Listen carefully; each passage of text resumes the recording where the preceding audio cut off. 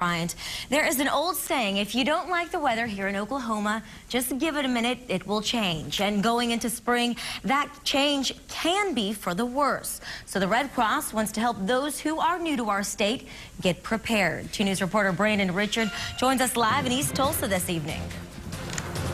Well, Liz, they want to make sure all Oklahomans have a plan in place. They're especially focused on new residents who might not be so familiar with our state's wacky weather.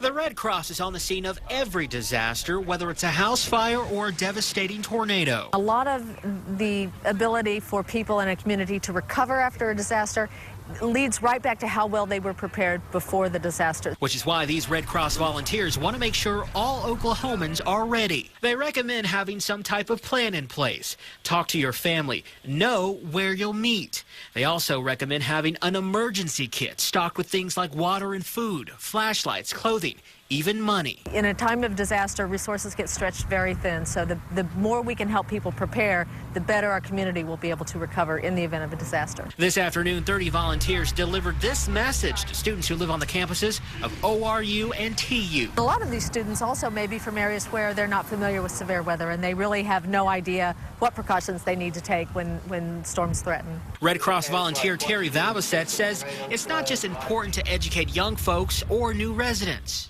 I believe that the Joplin tornado woke a lot of people up. Terry recommends all Oklahomans invest in a weather radio. Everyone cannot hear the sirens, and they may be asleep in the middle of the night and not have their television on or their radio, and this weather radio will sound off in the middle of the night.